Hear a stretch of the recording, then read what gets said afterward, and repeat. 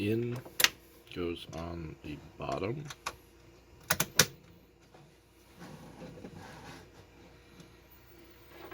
Out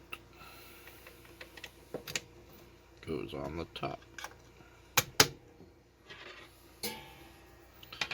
In goes on the bottom.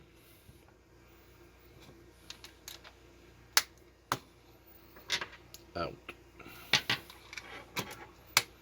goes on the top.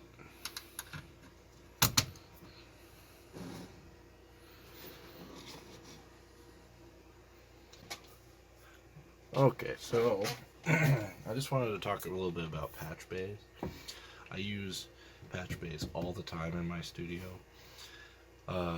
Currently it's set up as split isolated, so you can tell by the plug. So this is the front and this is the back. There's the plug. You can take this apart, like you just take this out and slide them out and rearrange them however you want. Half normaled is like this. So in half normaled, anything on top will also go on top here and bottom. But if you plug in on the bottom, it goes isolated. So I have it how split is connected like two fronts and back bottom, or if there's something connected in the back, it'll be just isolated. So I primarily use this. This is super useful for connecting rack mount gear, which all the connections are in the back. Well, most of the time. I'm just using these. They're kind of ridiculous pedals. I just made emergency stop there. And then you know, this wasn't supposed to be like this. This was like the first like pedal I made. My friends call it the titty twister.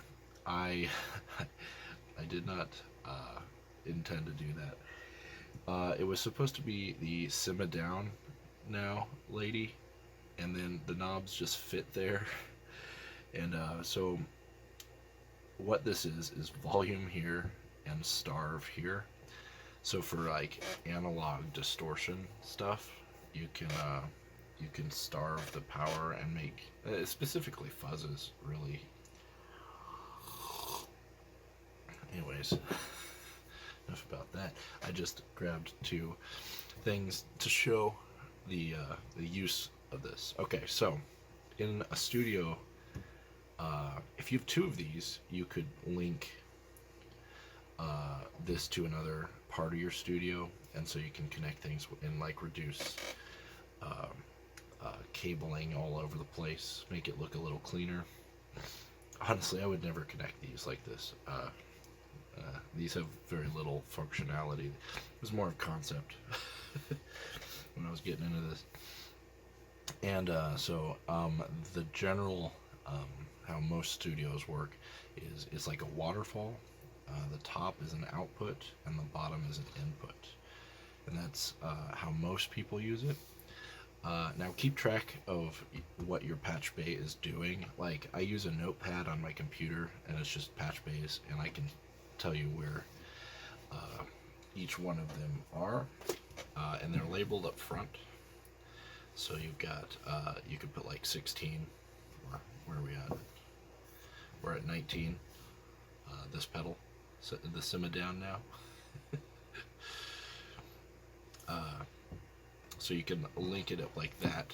Another good use of these, if you are on the road and you have a pretty sizable rack mount case, and I don't know, you have multiple amps or something like that you don't want to disconnect or anything, you can have them connected in the back, so you can just have like guitar input or whatever way you want to link it.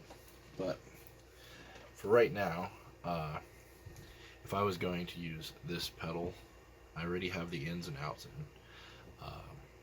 I would just have to go to 19 on the bottom, plug in there, and then my signal would be going in here, and then I can take the signal out.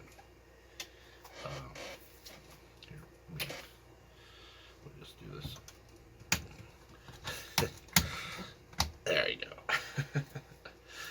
Some of them are, you can find these used online pretty cheaply. And so, in, out. So now I'm going through here. So there's another good use of this. So if you have an interface, and so these can get used a lot because this is more replaceable than interface is going to cost a little more than this, of course. So using this instead of using the direct ends on interface or gear, the wear will be significantly less on the actual product. So that's another good reason. And I was thinking, there's a lot of hard to reach things, so that's another use why Patchbays get used this way, or in studios. I just kind of wanted to show that. I'm gonna show some photos of how I have mine set up. There's also like XLR setups, but I have made my own kind of Patchbay, and I'm gonna try to show a photo. I'm not very good at the video programs, but essentially it has a malt on there, so one in and multiple outs. It has a 1/4 to 1/8 inch jacks and malts. It has a volume pedal or volume knob. It has banana jacks to 1/8, and it has one I just call the tunnel because I didn't have the length. These cords are pretty short, so what I did, since it can only go this length, I made a tunnel, so in here and out here. It's pretty ridiculous, but say I wanted to connect some of these together.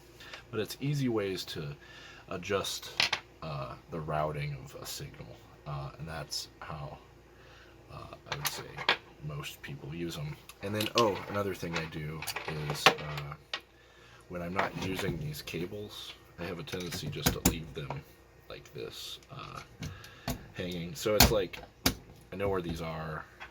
They're stored without like being in the way. So I hope this helps some using Patchbays. I really like these. I'll probably buy 5 more in the next 10 years for whatever I'm doing. But yeah, really like Patchbays. I think they're cool. Make sure you write them down though. It's very important.